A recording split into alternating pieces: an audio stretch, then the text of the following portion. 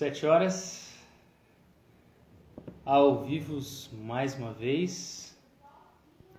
Enviarei aqui alguns convites e começaremos. Espero que vocês estejam bem. Se for possível, depois deixar um comentário nesse vídeo, compartilhar. Acredito que outras pessoas gostariam também de conhecer um pouquinho desse trabalho. Já enviei alguns convites aqui, irei esperar um pouquinho até dar alguns minutinhos. Roberta! E aí, como você está? Conta pra gente aí nos comentários como vai em Uberaba, né? Como vai em Uberaba? Quero saber tudo.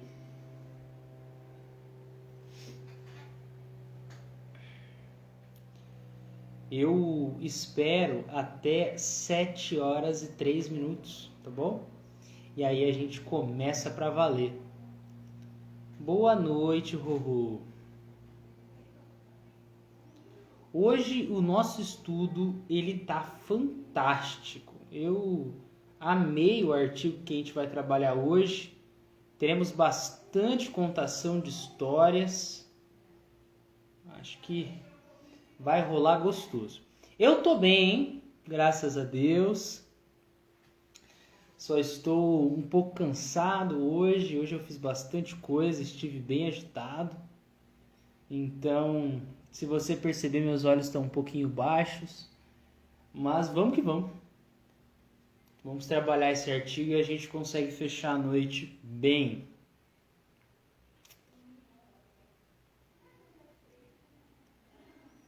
Interessante é que o Instagram ele tem um certo delay, né? Então eu falo, aí eu espero um pouco. Aí surge alguma coisa, eu falo. Aí demora um tempinho até a mensagem chegar. Como já temos aí o nosso horário, vamos relaxar, agradecer ao momento presente,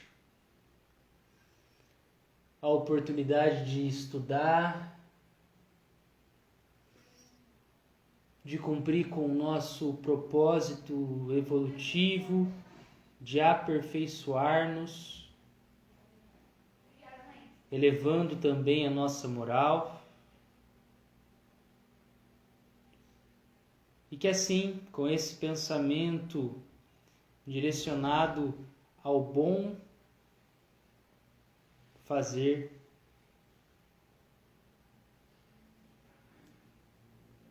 ao bom proceder de nossa vida a partir dos conteúdos angariados na existência, iniciamos mais um encontro. Que assim seja. Perfeito!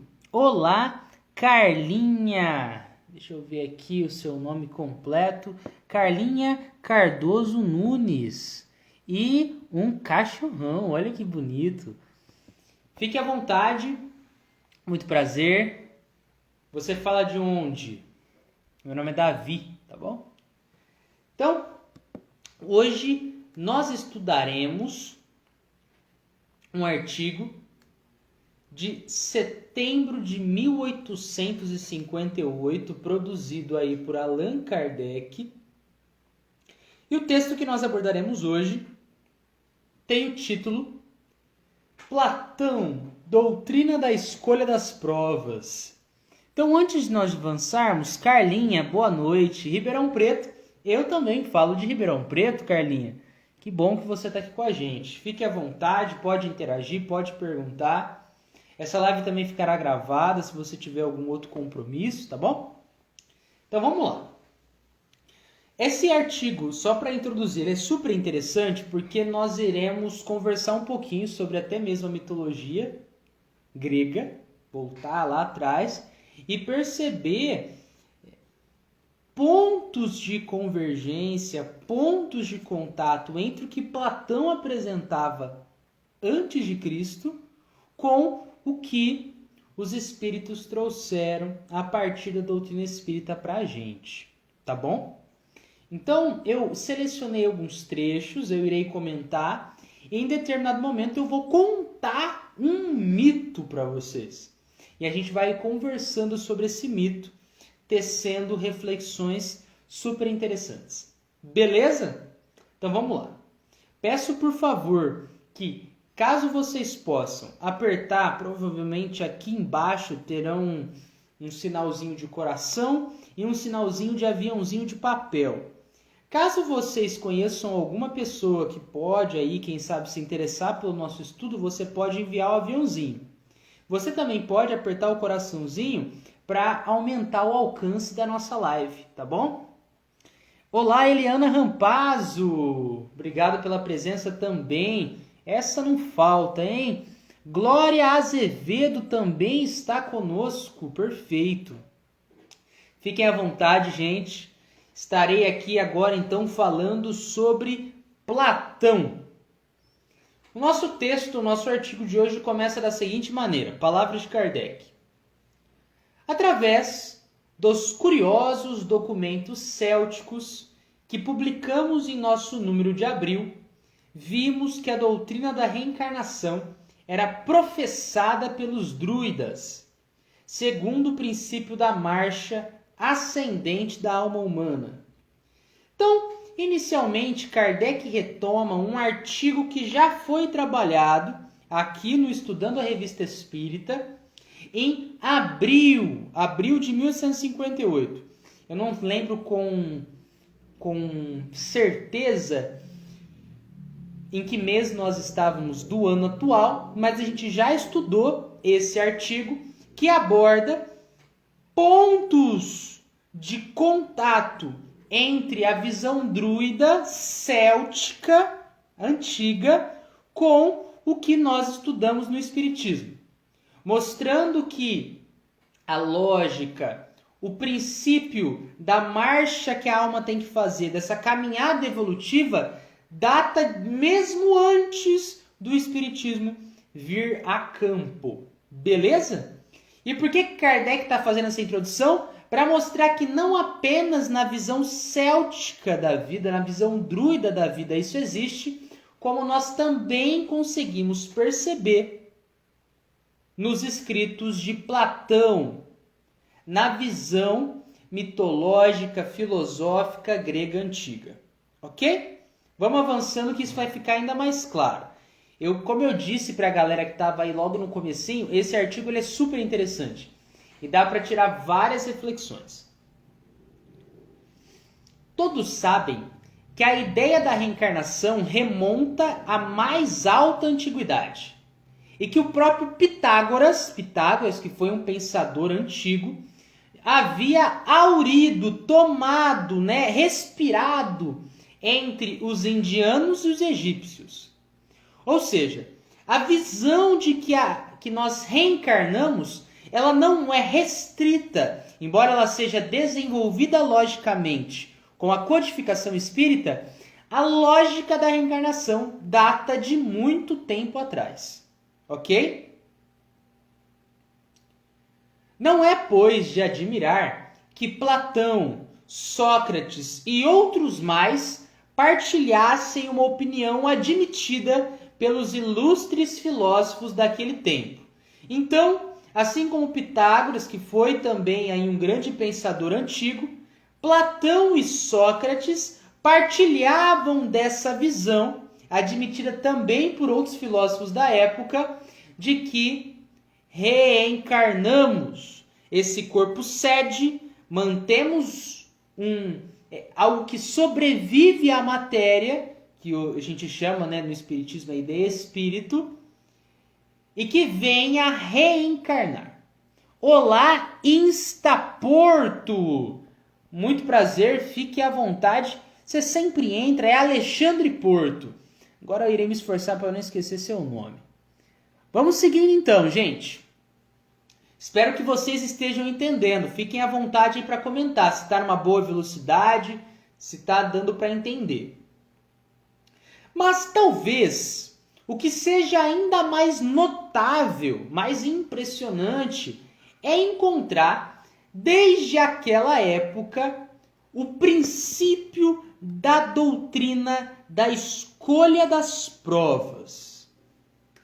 Então, para além de acreditar na reencarnação, nós temos crenças antigas que já apontam o que nós estamos lendo aqui com o título de Doutrina da Escolha das Provas. Em síntese, que nós, ao reencarnarmos, podemos, dependendo da situação, escolher as provas que nós queremos passar de modo a evoluir. Ok? Roberta falou que está prosseguindo bem. Beleza, então. Fiquem à vontade caso tenham dúvidas ou reflexões. Somem comigo que isso aí fica ainda mais gostoso. E essa doutrina da escolha das provas é hoje ensinada pelos espíritos. Doutrina que pressupõe, que toma como fundamento a reencarnação.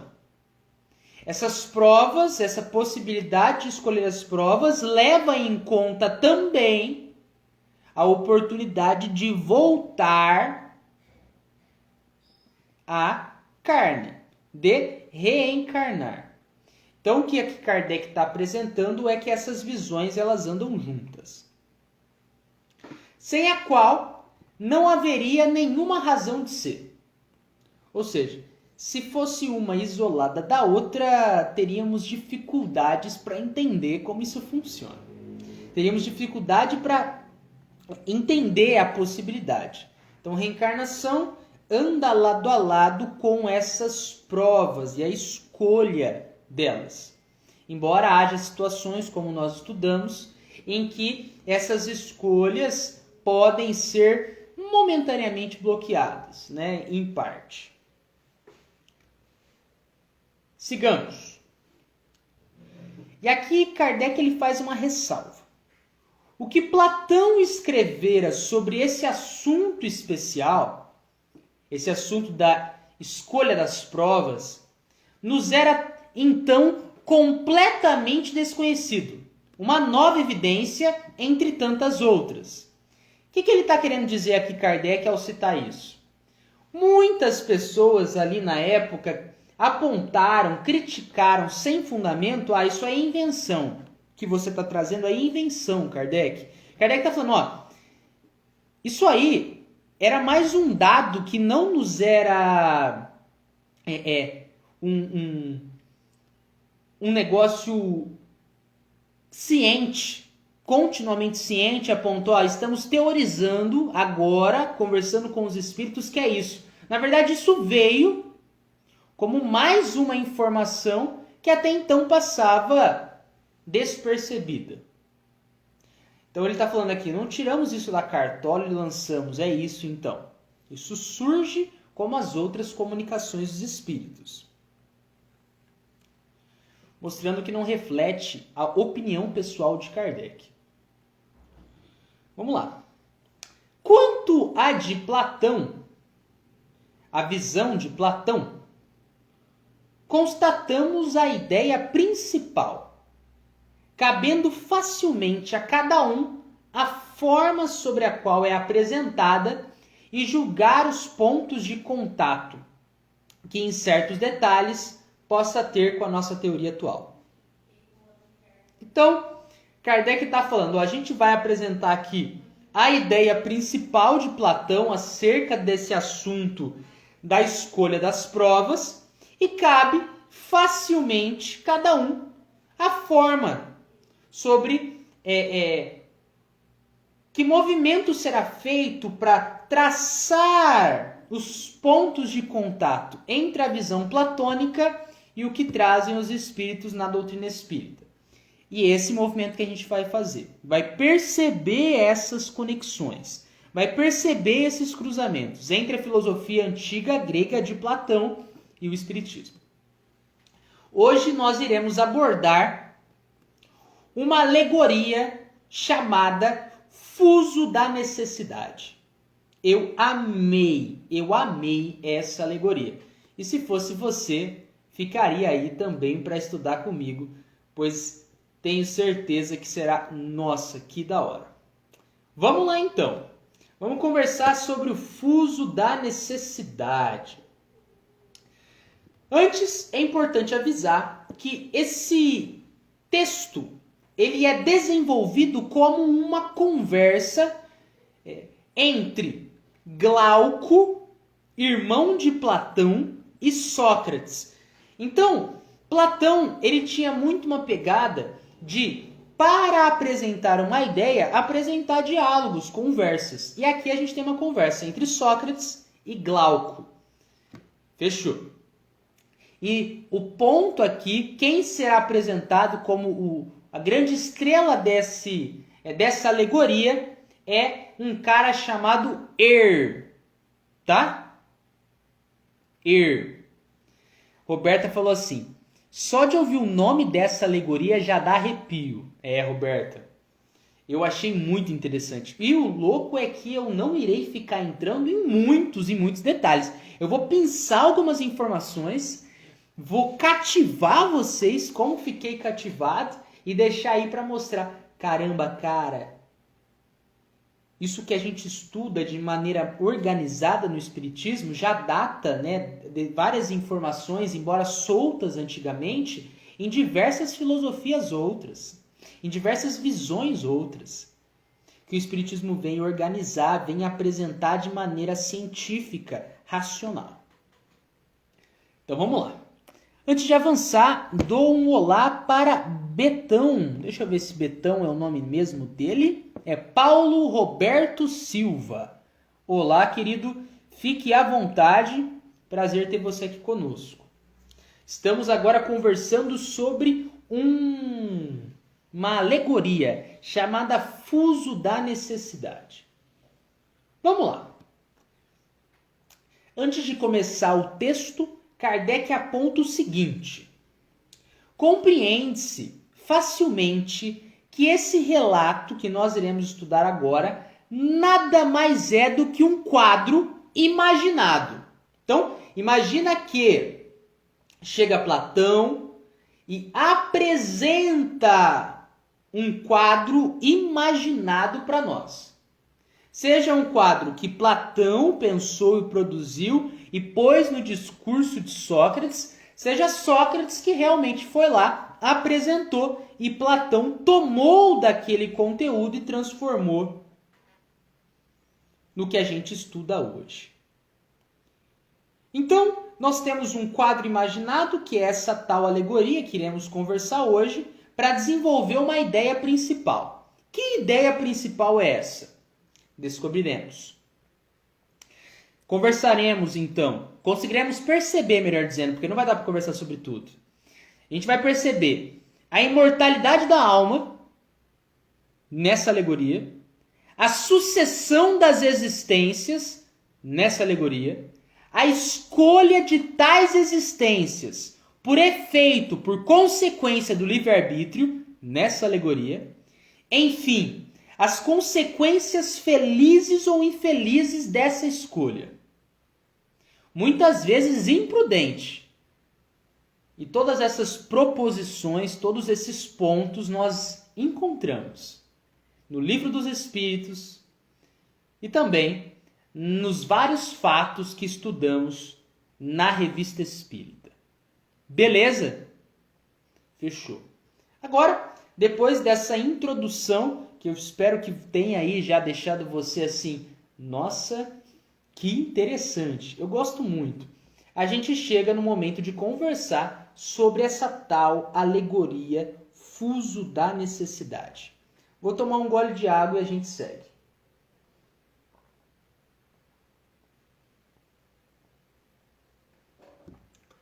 Temos a presença de Valéria Pimenta, nossa cantora oficial.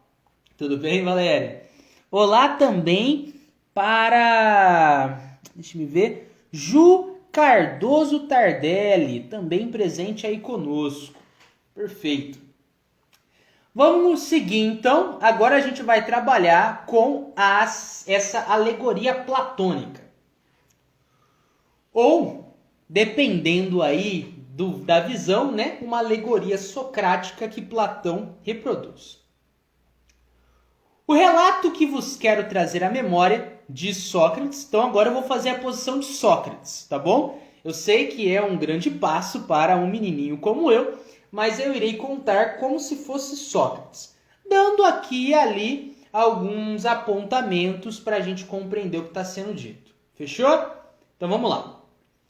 O relato que vos quero trazer à memória é sobre um homem de coração, Então, Sócrates vai contar a história aí, vai citar um cara que é o nome dele. Tinha sido morto numa batalha.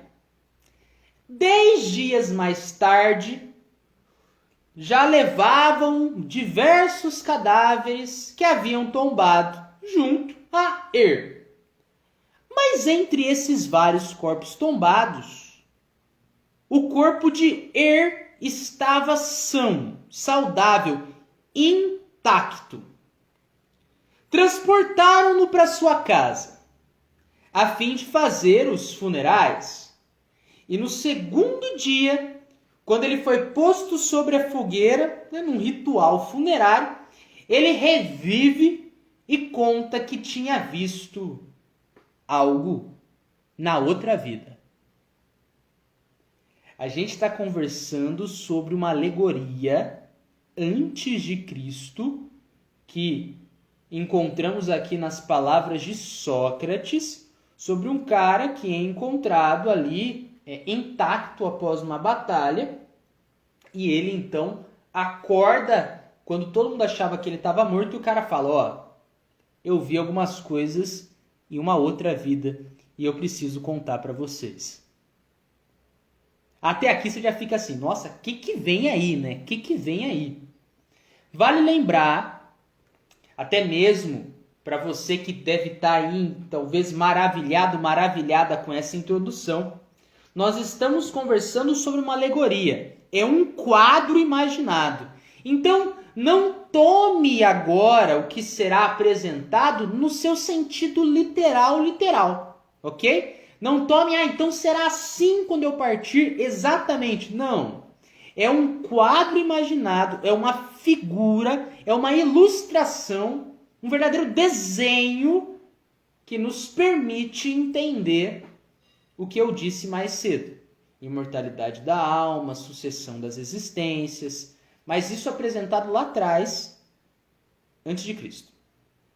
Vamos seguir então a nossa alegoria.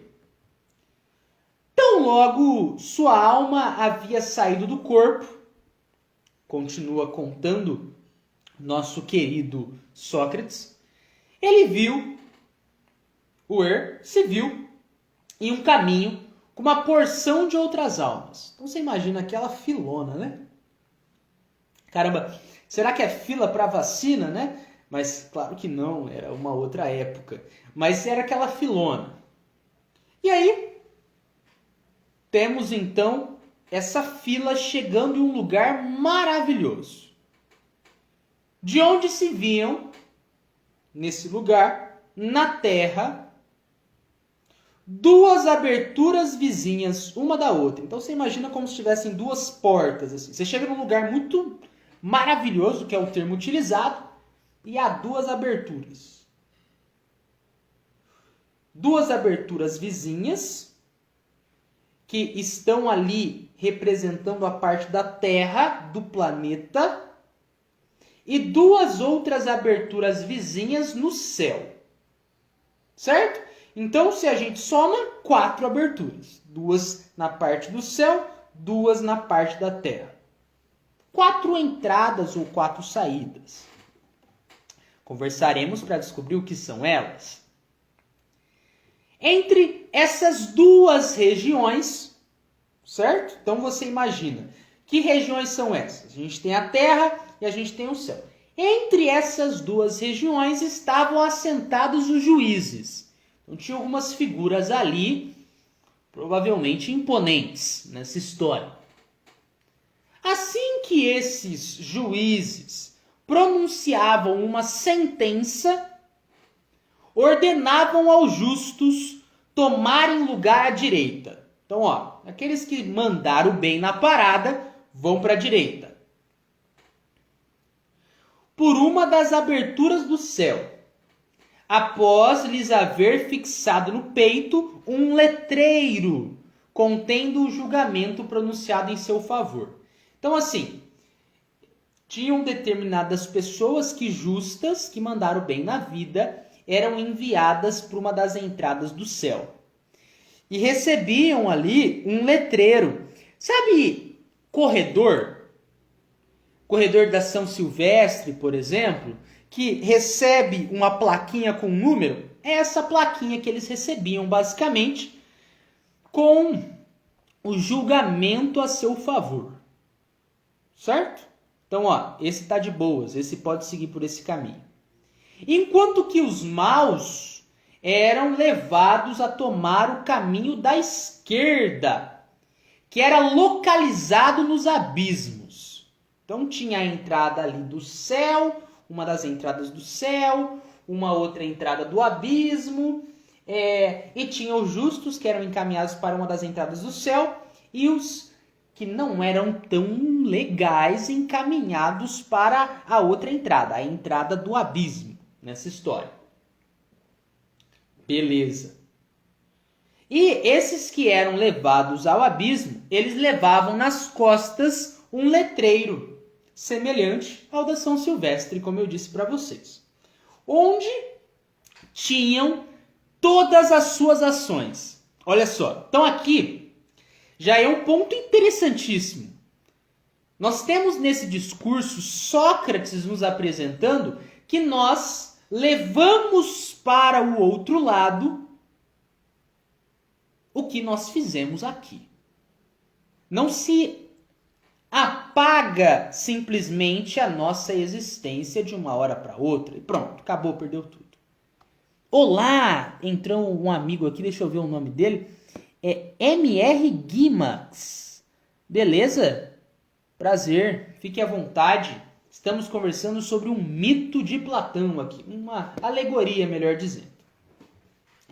E a gente vai seguindo. Então, quando chegou sua vez de apresentar-se, quem, né? Gui, você fala de onde, cara? Fica à vontade, pode comentar aí. A internet tá lenta. Tudo bem, faz parte. Se você puder comentar de onde que você fala, se apresenta aí pra galera. Falo de tal cidade. Eu falo de Ribeirão Preto, interior de São Paulo. Então vamos lá, vamos avançando, que temos aí várias coisinhas legais para conversar. Chega então, Palmelo. Olha que legal, nunca eu tinha ouvido falar. Interessantíssimo, legal como conectam vários pontos aí do globo conosco. Então, temos aqui um momento que chega a vez de apresentar-se aos juízes. O Gui nos fala, né? Boa noite, pessoal, sou do interior de Goiás. Cara, que legal, que legal. Só para fazer aqui um apanhado, nós estamos conversando sobre uma alegoria que Platão trouxe e que apresenta diversas convergências com o que nós estudamos na doutrina espírita, mostrando para a gente que o princípio da reencarnação, da escolha das provas, do livre-arbítrio, data de antes da codificação espírita. Tá bom? Então eu estou contando uma história aqui para vocês. Uma história que é imagética. Então chega para se apresentar aos juízes, e os juízes declaram, a sua tarefa, é levar aos homens, é levar àqueles que estão na terra a notícia do que se passa neste mundo. Então, os juízes ordenam que ouvisse e observasse tudo quanto a ele se referisse. Então, mantenha o foco, porque a sua missão é ser um jornalista do que acontece aqui para a galera que está lá na Terra ainda.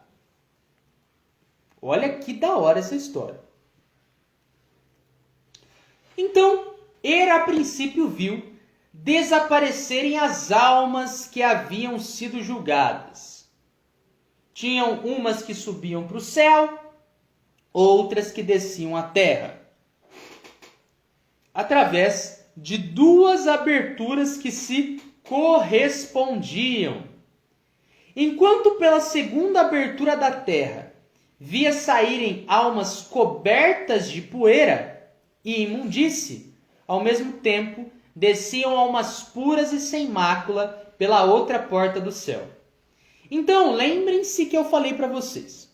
4 portas, né? 2 portas para o abismo, 2 portas para o céu.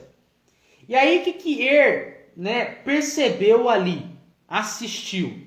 Tinham almas que vinham de uma das aberturas da terra cobertas de sujeira, imundície, enquanto tinham umas almas que desciam limpas, puras, por uma outra porta do céu.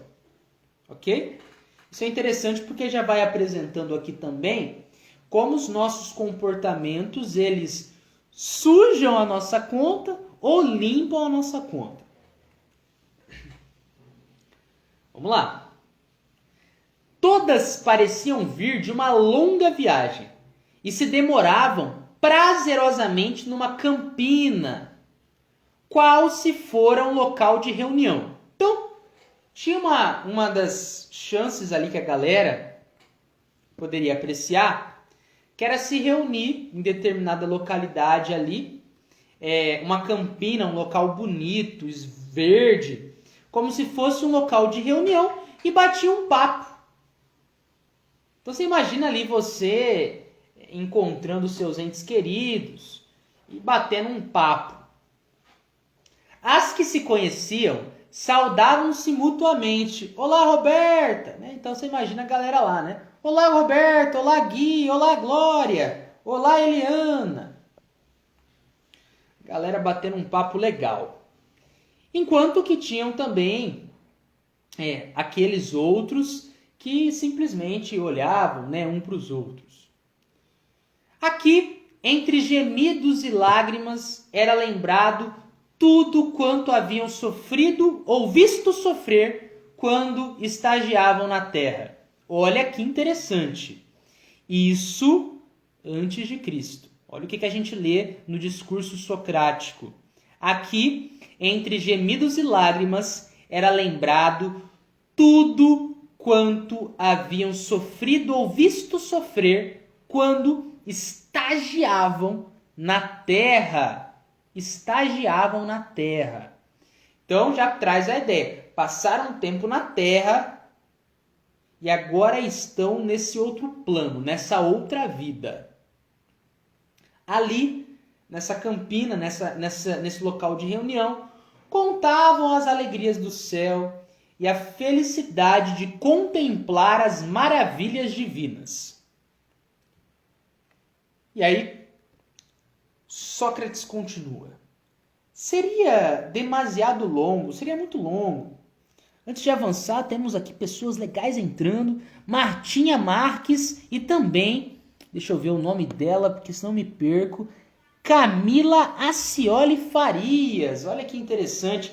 Temos muita gente boa aqui, hein? Martinha conosco, a Camila que entrou. Será que elas falam de onde? Eliana, que já está aqui desde o comecinho, a Glória, a Roberta Vitor, fã de carteirinha, já fez aqui a nossa oração em determinado momento, em outro encontro. E o Gui que fala do interior de Goiás.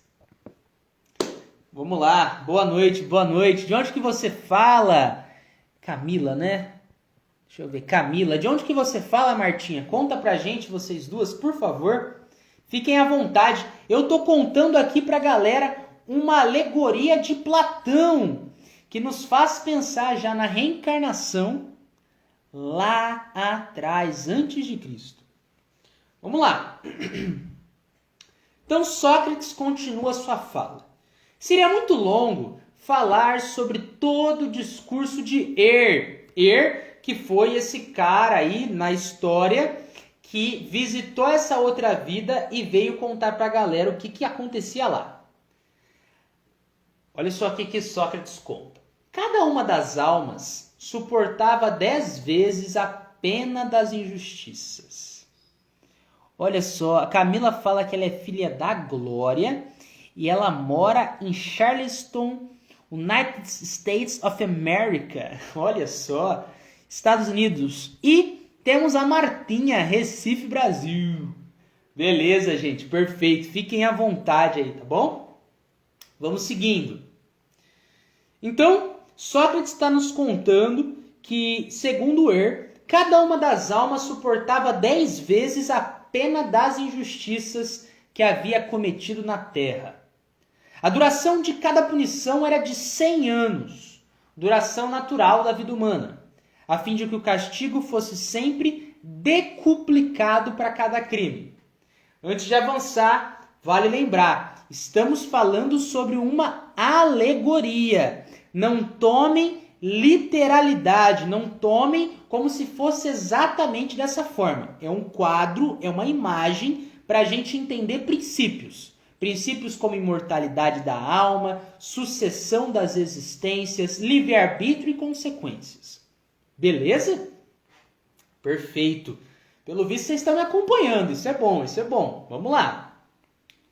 Assim, os que fizeram perecer os seus semelhantes em grande quantidade, atraiçoaram cidades ou exércitos, reduziram seus concidadãos à escravidão ou cometeram outras malfadezas, eram atormentados ao décuplo para cada um desses crimes. Então, Sócrates está apresentando que sofremos as consequências dos nossos maus comportamentos. Olá, pai! Olha só, papai também aqui presente. Fechou. Vamos lá. Os que, ao contrário, só espalharam o bem em torno de si e foram justos e virtuosos, recebiam na mesma proporção a recompensa de suas boas ações. O que dizia das crianças, que a morte leva pouco depois do nascimento, merece menores comentários. Então, o que a gente tem aqui é Sócrates falando, segundo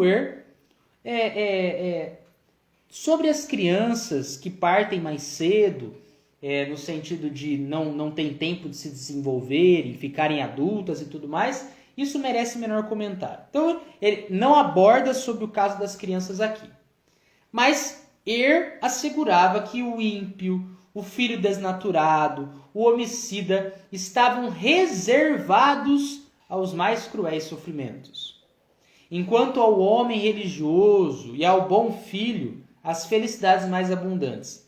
Entenda aqui o homem religioso como aquele que se direciona a ligar-se aqui, como é politeísta, às divindades. Mas a gente pode entender como elevar o seu espírito, buscar a coerência nos comportamentos.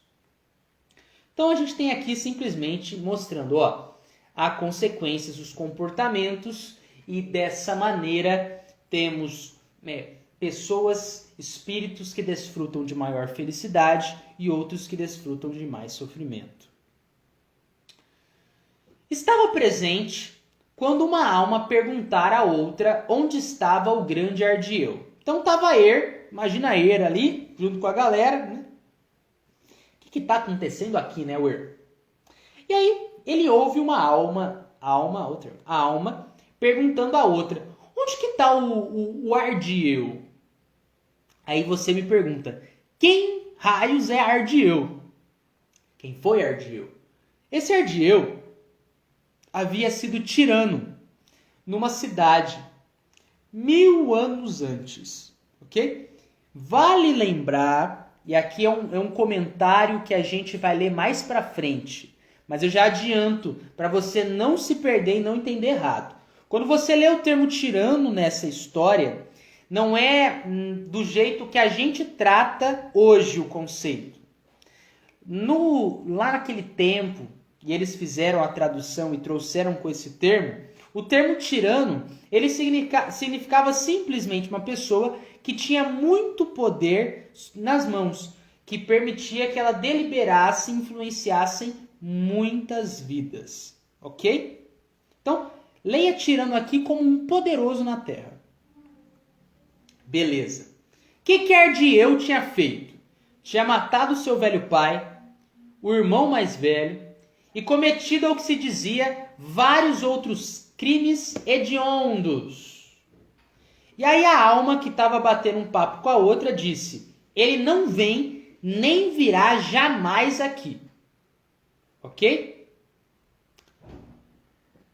E aqui vale dizer, né? Como a gente está numa alegoria e está sendo apresentado o ponto de vista que Platão aí compartilha conosco, a gente está falando sobre o texto. Eu não estou apontando tudo. Mas aqui eu acho importante fazer um parênteses. Não é porque determinado espírito cometeu atrocidades, não é porque a gente errou muito, que nós seremos condenados para a eternidade dos sofrimentos. Tá bom? Nós temos continuamente oportunidades de fazermos diferente. Então, a importância da gente mudar a nossa mentalidade, dirigir melhor os nossos esforços, independente da nossa idade, sendo que a vida continua. Ok? Beleza! E aí, olha só o que nós lemos.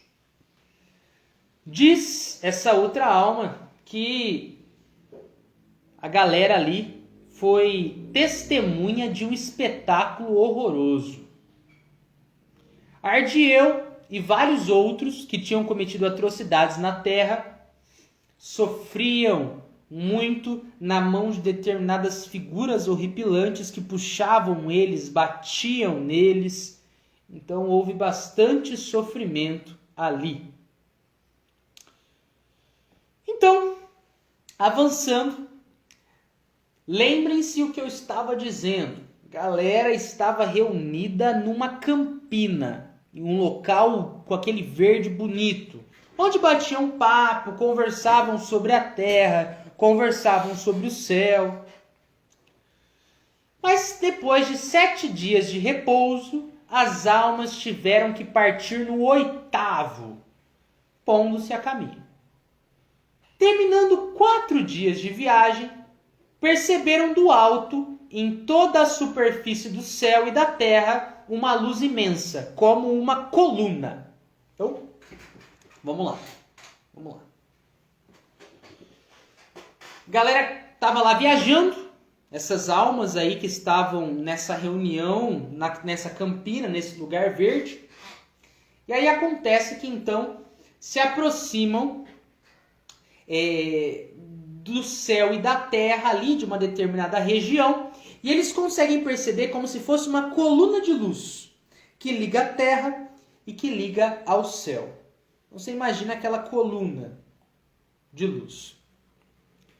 Um só dia foi suficiente para alcançá-la. E então viram, mais ou menos no meio dessa muralha de luz, a extremidade das cadeias que se ligam aos céus. Então, quando eles se aproximaram, esse grupo de almas e o jornalista, que é o Eira aqui no caso, eles percebem que essa coluna ela se estendia para muito, ligando a terra ao céu. Ok? No topo dessa coluna estava suspenso, soltão ali, o fuso da necessidade. Finalmente chegamos no título dessa alegoria, o fuso da necessidade. E cara, quando você entender o que é o fuso da necessidade, que simbolismo é esse, você vai ficar entusiasmado. É muito da hora. Então, no topo dessa coluna de luz, temos o fuso da necessidade, em torno do qual se formavam todas as circunferências. Então, aqui a gente tem até mesmo Sócrates apresentando para a gente que além de ter esse fuso, né, que funciona muito como se fosse um eixo, ele permitia que houvessem diversas circunferências, diversas rodelas ali, conectando várias áreas do planeta até o céu. Então você imagina que fosse diversas rodelas assim. Para você que está se perguntando o que é fuso, Davi, me explica, Davi. Fuso é um pequeno instrumento de madeira. Ele é arredondado. E ele é grosso no centro. Então você imagina um bloco, né? Um bloco arredondado. E ele é pontiagudo nas extremidades. Ele é pontiagudo nas extremidades. Então você imagina uma base arredondada e um cone. Sabe cone? Você já deve ter visto o cone na rua, sinalizando alguma coisa. Então você imagina que tem uma base densa e arredondada e um cone. Ok? Para que serve essa base e esse cone juntos? Serve para enrolar fio. Aqui no caso, enrolar nessa alegoria o fio da vida. Então, recapitulando para você entender, essas várias almas chegam num ponto de proximidade ali com a terra, com o céu, e percebem que há uma coluna de luz que se estende entre esses dois planos. E no topo dessa coluna de luz estava ali suspenso o fuso da necessidade. Essa base com esse cone em que se enrolavam fios. Ok? O fio da vida. E a gente vai conversar o que é esse fio da vida. Mas antes eu vou dar um oi para minha mãe que entrou no quarto. Oi, mãe! Oi, amado. E assim a gente segue. Vamos lá. Olha só. Em torno do fuso, em distâncias iguais, tinham 3 parcas, 3 deusas. Então, estamos aqui numa história politeísta, ok? Estamos em uma história politeísta, então, que traz pra gente não uma figura de um deus, mas a figura de deuses, ok? Aqui, então, chega que é esse cara ali que tá lá como um jornalista que logo volta para a Terra para contar o que está vendo. E ele chega e fala, ó, em torno desse fuso, em torno dessa base de madeira, com esse cone em que ficam enrolados vários fios, temos a presença de 3 deusas.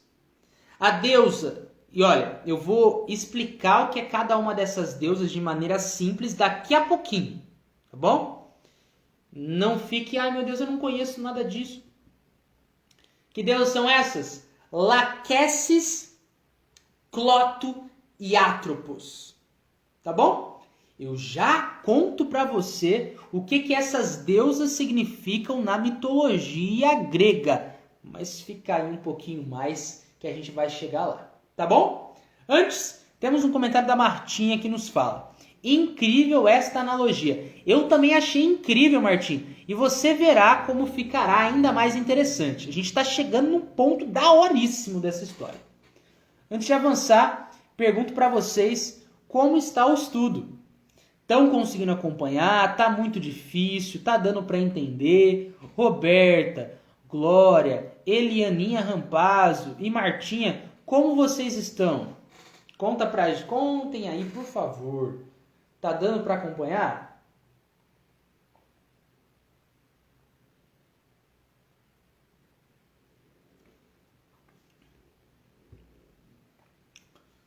Espero que sim. Então a gente está num momento que o nosso querido amigo está na presença das 3 deusas, né? Enxerga as 3 deusas. Aê, a Glória falou que tá ótimo. Que bom que você está conseguindo acompanhar, querida. Perfeito. Aqui, papai também presente. Olá, papai, como você está? Obrigado por estar aqui conosco. Perfeito. Então, vamos avançando. As almas, então, que estavam viajando, chegam diante das deusas. E primeiro se apresentam a deusa Laquesis. Laquesis. Beleza? Então, como eu falei, tinham 3 deusas, as 3 moiras, que é o termo utilizado. E aí, a galera chegava, as almas chegavam e se apresentavam primeiro a Laquesis. Laquesis, ela responsável pela vida passada, responsável pelo que se deu no passado e responsável também em como isso se conecta com a continuidade da vida. Vocês vão entender o que isso significa daqui a pouquinho. Ide Lamoura! Ide Lamoura! Perfeito, vamos avançando. Então, a galera se apresentava para Laquesis e tinha um sacerdote, agora entra mais um personagem aqui, um sacerdote que colocava a galera em fila. Ó, façam fila aí, por favor. Logo, no colo de Laquesis, dessa primeira deusa, tinham números em que cada alma devia ser chamada. Então funcionava como se fosse uma lista com a ordem de chamada da galera. E também, além desses números, imaginem que é como se essa deusa tivesse ali junto diversos papéis, diversas cartas, beleza? E para que servem essas cartas nessa história? Essas cartas são diversas condições humanas oferecidas à escolha de cada um. Davi traduz. Imagina então que você chega num momento que você tem que respeitar uma ordem, seguir a fila, e dessa maneira, chegando no seu momento, você terá a oportunidade de escolher algumas dessas cartas, de modo que significará condições que você terá na vida futura. Por isso que essa história tem a ver com a doutrina da escolha das provas. Entenderam?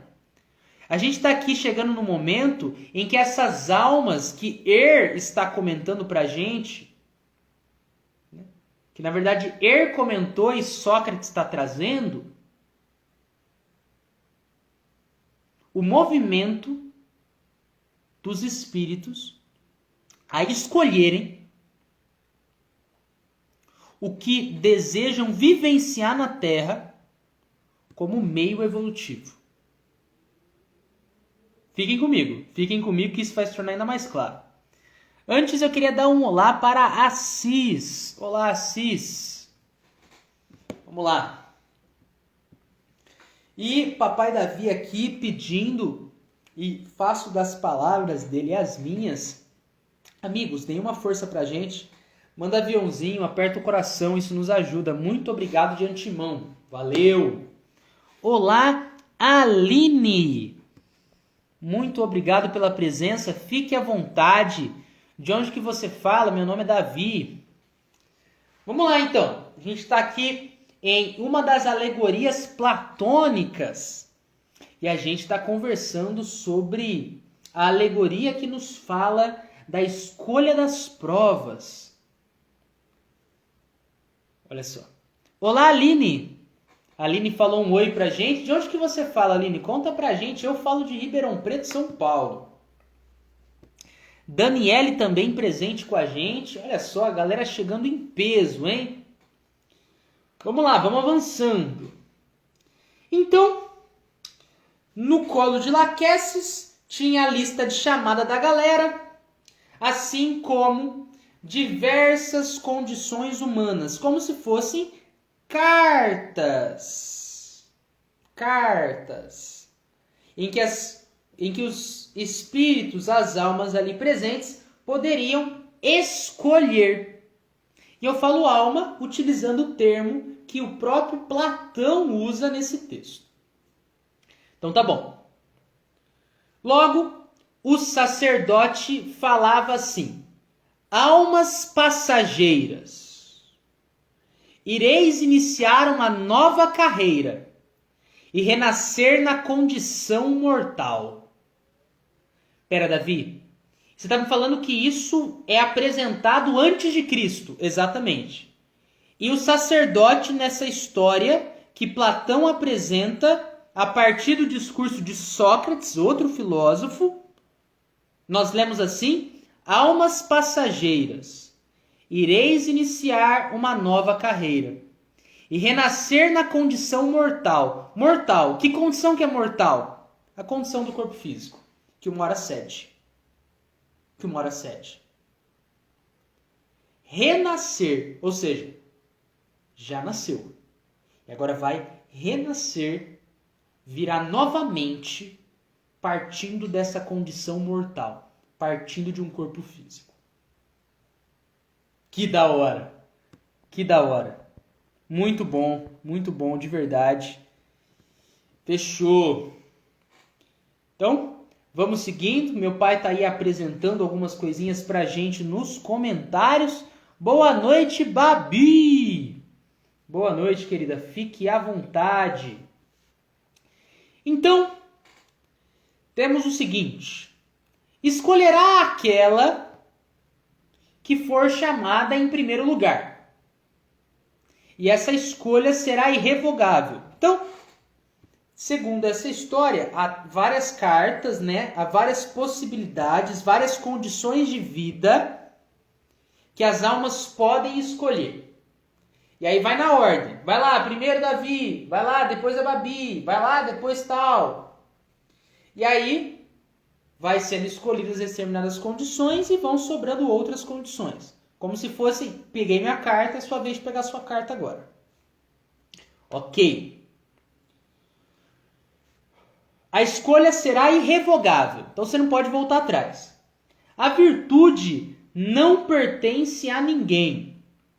Alia-se àquele que a dignifica e abandona quem a despreza. O que isso quer dizer? Isso aqui é muito profundo, galera. Muito profundo. Muito profundo. Quando a gente lê que a virtude ela não pertence a ninguém, não quer dizer que nossa, então a gente nunca poderá ter qualidades em nós? Não. O que a gente tem no discurso socrático aqui é que, na verdade, não é uma coisa simplesmente, pronto, eu peguei a virtude como se fosse um objeto e eu guardo no meu bolso. Não, a virtude ela fica com você conforme as tuas boas escolhas. Não é uma questão de sorte, pronto, eu nasci virtuoso. É uma questão de consequência dos teus comportamentos. Olha que da hora. Olha que da hora. Então a virtude, ela alia-se, ela fica junto àquele que a dignifica. Aquele que faz por merecer. E abandona quem a despreza. Cada um é responsável pela escolha que faz. Deus é inocente. Pera, Davi. Cada um é responsável pela escolha que faz. Deus é inocente. Está falando aqui do nosso livre-arbítrio. Então, a estas palavras, os números eram selecionados ali, postos. Cada alma apanhava o que caía à frente, exceto o Er. O Er, que é o nosso jornalista aqui, que está nesse outro plano, nessa outra vida. Então, todo mundo assistindo ali o que ia acontecer. Logo, o sacerdote fala sobre os gêneros de vida. E esses gêneros de vida, eles eram maiores do que o número de pessoas ali presentes. Então, ia sobrar. Você não ia ter que, só sobrou esse, tem que ir com esse. Não, existiam várias possibilidades ali de trabalho. Fechou. A variedade era infinita. Encontravam-se condições humanas, assim como condições dos animais. Havia tiranias, né? Umas duravam até a morte, enquanto outras, interrompidas bruscamente, acabavam na pobreza, no exílio e no abandono. Então, a gente tem aqui Sócrates nos falando sobre diversas possibilidades de vida, diversas condições que as almas ali podiam escolher. Perfeito. E aí Sócrates diz: aí está, evidentemente, a prova que é temida pela humanidade. E você pode chegar, como assim? Sócrates está dizendo que esse momento é temido pela humanidade. É temido porque a gente se depara com escolhas que farão enorme diferença nas dificuldades que nós teremos, nas facilidades que nós teremos. A Aldenice Lacerda conosco também.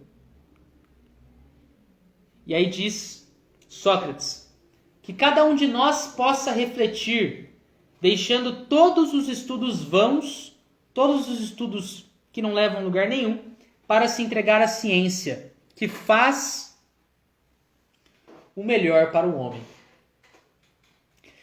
Escutem esses conselhos de Sócrates, escutem comigo. Procuremos um mestre que nos ensine a discernir entre o bom e o mau destino, a escolher todo o bem que o céu nos proporciona. Examinemo-nos com ele que situações humanas, separadas ou reunidas, conduzem às boas ações. Se a beleza, por exemplo, unida à pobreza ou à riqueza, ou a tal disposição da alma deve produzir a virtude ou o vício. Qual a vantagem de um nascimento brilhante ou comum, a vida privada ou pública, a força ou a fraqueza, a instrução ou a ignorância? Enfim, tudo que o homem recebe da natureza e tudo quanto contém em si mesmo. Olha só. Esclarecidos pela consciência, decidamos qual destino nossa alma deve preferir. Sim, o pior dos destinos seria o que a tornasse injusta. Então, as nossas piores escolhas são aquelas que tornam a nossa alma injusta. É isso que Sócrates está nos dizendo. E o melhor é aquele que incessantemente conduzirá nós à virtude. Tudo mais, nada significa para nós. Então, Sócrates dá aqui um conselho de ouro. Pensa o que vai te levar mais à luz. Pensa no que vai te levar mais à luz. Pensa também no que não vai te levar à luz. Delibera pelo que vai te encaminhar ao bem, à coerência, e se afasta do que não faz bem. Tem dificuldade? Tem. Custa. Mas segue o caminho reto. Pois as consequências são justas conforme o teu comportamento.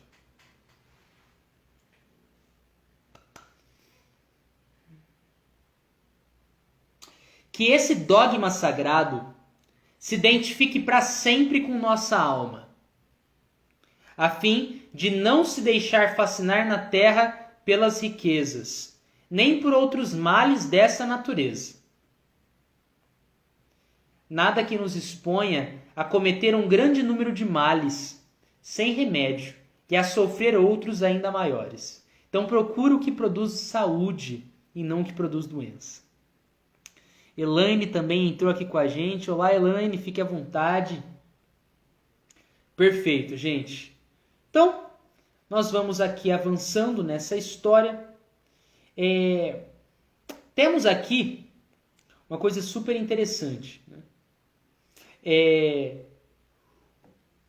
Conta Sócrates para a gente que cada alma, conforme a tua direção, né, para reencarnar, tinha ali um jeitão, uma personalidade que tomava. Então a Roberta tinha sua personalidade única, o Davi tinha sua personalidade única, e ele até fala que algumas tomavam, e é simbólico, lembrem-se que ele está levando a gente a imaginar. Tinha algumas almas que tomavam o jeitão, a personalidade, que fazia referência aos animais. Então, tinha algumas almas que eram tão ferozes que eram como se fossem almas de leão, né? Outras que eram espíritos que nutriam muito ódio, então tomavam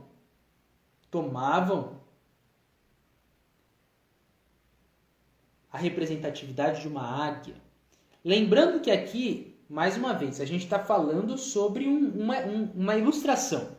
E aqui, Platão, né, utilizando do discurso socrático, está utilizando dessas figuras para nos apresentar as diversas personalidades humanas. Personalidades que são mais ferozes, personalidades que são mais ardis, personalidades que são mais passivas, personalidades que são mais pacíficas, personalidades que são mais fraternas. Tá bom? Perfeito. Então, vamos seguindo. Vamos lá. Logo, algumas outras informações interessantes aqui. Antes eu queria dar um olá para Rodrigo Salles, que entrou conosco. Tá até com uma fotinha de vacinado, olha que legal. Vamos avançando. Depois que todas as almas escolhiam a sua condição, aproximavam-se de Laquesis, segundo a ordem que haviam escolhido, e a cada uma, Laquesis, que é uma das deusas, Laquesis, para recordação de vocês, é a deusa ligada ao que se dará no caminho da vida, na extensão da existência, nas consequências. É a que trabalha nessa ordenação, né? Claro que temos o livre-arbítrio aqui que é apresentado, mas segundo essa alegoria tem essa deusa que deixa tudo nos seus conformes. Fechou. Então, Laquesis dava a personalidade. Então, na verdade, aqui, se a gente fosse simplificar o que Sócrates estava nos falando, é que a gente mantém a nossa personalidade. A gente mantém a nossa personalidade conforme a concessão da deusa, porque a deusa permite. Então, é simplesmente, a gente só continua sendo o que somos porque a divindade permite. Olha só o simbolismo, Fechou. E aí, olha só, o que acontecia? A Parca, que é a Moira, a deusa, dava um gênio. O que é o gênio aqui, galera? Para você não se perder. Aqui soma mais um ponto, né?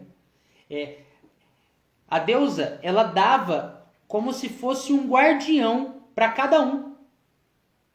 Um guardião para cada um que venha reencarnar.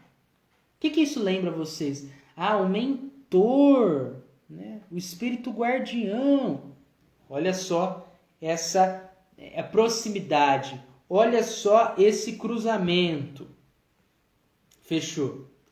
Então, esse gênio conduzia o espírito reencarnante a Cloto. Ok? Fechou. Aí você fica aí, mas Davi, o que é Cloto? Cloto, outra figura aí da divindade que tece o fio. Então, agora para a gente finalizar e entender o que é esse fuso da necessidade que a gente já falou lá atrás, que liga o céu com a terra, segundo o que nos conta Platão. Laquesis define o que se dará.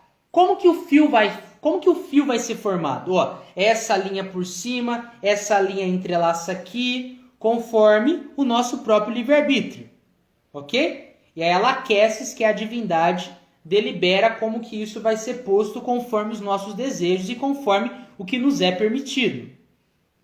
Beleza. Então Lachesis está ligado às condições da vida. É a figura divina das condições da vida. A deusa Cloto tece o fio, conforme o que nós escolhemos e Lachesis apontou que deve ser feito. Beleza. E Atropos, a última deusa desse trio aqui, enrola o fio no fuso. Lembrando que o fuso ele serve para enrolar fio. Então imagina o cone ali e está sendo enrolado o fio no cone.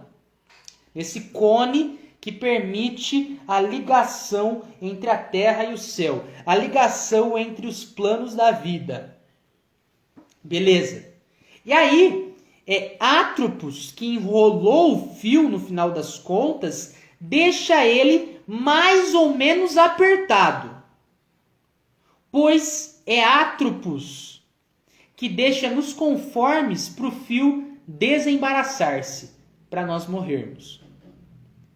Em resumo, Sócrates nos apresentou como funciona a vida, na figura dessas deusas.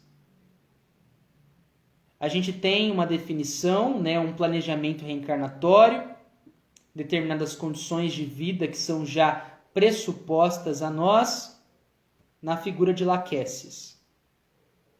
Nós temos então todo o processo do reencarnar, do tecer o fio, desde o nosso perispírito sendo preparado até a gente vir aqui para a Terra ou outro planeta como reencarnante. E nós temos também um determinado momento que a gente cede. O nosso corpo físico cede. Porque o nosso espírito continua. E aqui está na figura de Atropos. Porque se Lachesis define como que o fio vai ser formado, Cloto tece o fio e Atropos enrola, Atropos deixa mais ou menos enrolado para que em determinado momento o fio se solte, o fio da vida, e a gente parta para a outra vida. Olha só essa alegoria, minha gente. Olhem só essa alegoria. Muito legal. E aí também a gente tem até mesmo nessa história, um momento em que essas almas elas passam por uma planície. A planície do Lectis. Passam por uma determinada região. Por que passam por essa região? Passam pelo esquecimento. Então a planície do Lectis é correspondente ao esquecimento. É o outro nome desse lugar. E quando as almas passam por esse lugar, como tem muito calor, elas vão ali a um rio e são obrigados a beber daquela água para matar a sede. O que se dá? Alguns bebem muito, outros bebem pouco. Então alguns lembram de algumas coisas que se deram antes deles virem. Enquanto outros não se lembram de nadica nenhuma. Aqui também, então, mais um cruzamento com o Espiritismo. Com o que os Espíritos nos dizem. Que nós esquecemos de muitas coisas que vivenciamos quando reencarnamos com um fim providencial, com finalidades. E olha só que interessante, né? Diz Sócrates no final desse texto: se nós dermos crédito a essa alegoria, né? Se nós ele não fala na verdade alegoria, né? Se nós dermos crédito a esse mito, nós passaremos felizmente o Lectis.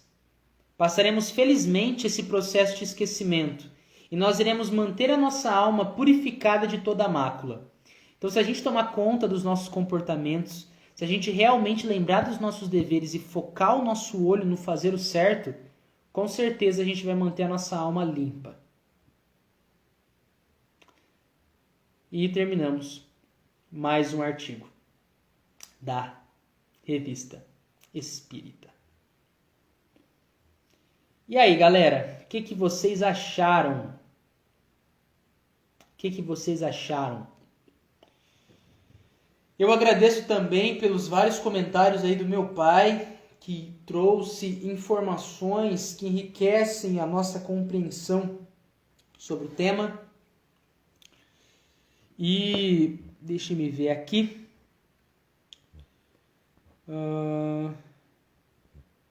Então, meu pai também falou um pouquinho sobre a Revista Espírita, que é um trabalho tão grandioso, tão bonito de Kardec. Falou também que Platão e Sócrates são considerados espíritos superiores, precursores do espiritismo, né, que vieram, apresentaram já fundamentos do que a gente estuda hoje na doutrina. Eles aparecem em momentos da codificação. A Babi falou que é uma live. Tamo junto aí. Meu pai também citou que no Evangelho segundo o Espiritismo tem um texto lindo sobre Platão e Sócrates. Martinha falou, já pensaram numa live em tela dividida entre Davizinho e Rodrigo Salles? Martinha, já temos inclusive, tá? Não me recordo por qual rede social, mas eu já estive com Rodrigo Salles. A morte de Sócrates, tomando cicuta, inspirou Platão a abrir sua escola e ser um dos principais biógrafos de Sócrates. Nos 36 trabalhos de Platão, 35 desses textos são em forma de diálogos. E o 36º são distribuídos em 13 cartas. Platão foi um dos primeiros professores EAD que temos notícia. Top! Platão e Sócrates oferecem a ideia de dualidade, mundo das ideias, erraticidade, mundo sensível, mundo físico. Aí, galera, perfeito. Gente, do meu coração, eu vou agradecer aqui vocês, a presença de Papai Davi, a presença de Babi. Babi, estamos aí abertos a convites, ok?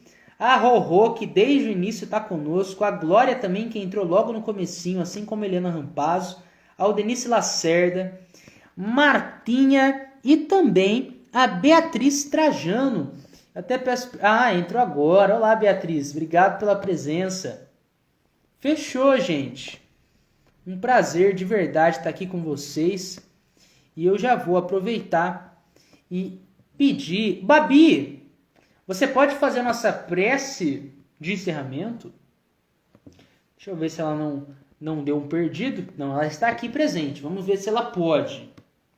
Enquanto isso, eu bebo uma água até o Instagram enviar esse meu áudio até vocês.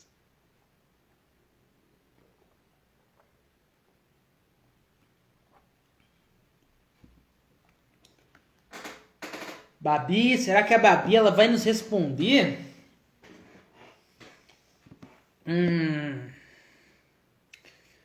Eu vou contar até 3. Quem sabe a Babi manda nesses 3 segundos. Babi 1, Babi 2, Babi 3. Babi não está presente. Tudo bem, tudo bem. Ou tá com dificuldade. Aê, Babi apareceu. Ai, gente, isso é tão bom. Se ela consegue entrar ao vivo conosco.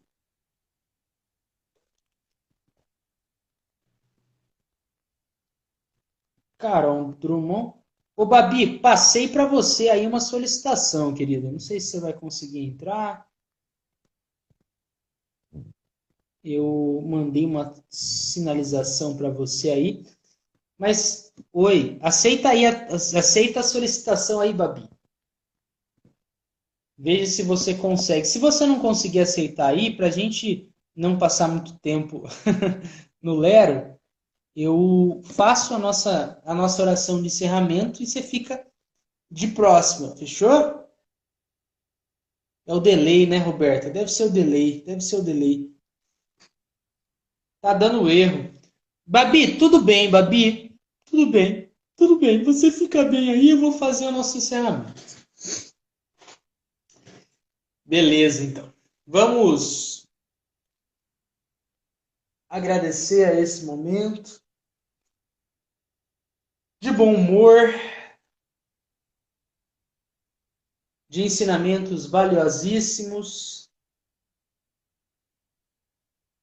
não só, mas também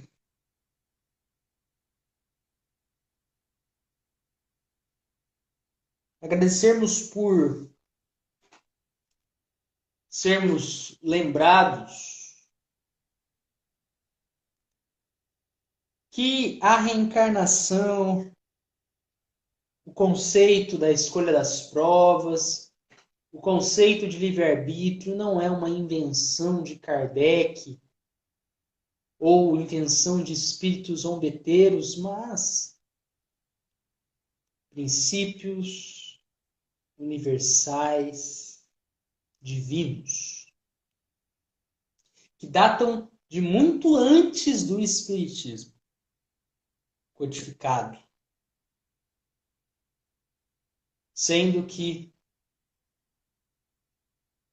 são conceitos, ainda que apenas em parte desenvolvidos, dentro de determinadas tradições filosóficas, religiões antigas, visões de mundo que datam até mesmo de antes de Cristo. E assim, cientes de que nossos comportamentos acarreterão a nossa felicidade de maneira mais rápida ou de maneira mais demorada, finalizamos mais um encontro. Com a paz em nosso coração. Que assim seja. Fechou! Finalizamos mais um encontro. Estou muito feliz e até a próxima. Tchauzinho, gente. Terça-feira tem mais com o Papai Davi. Tchau!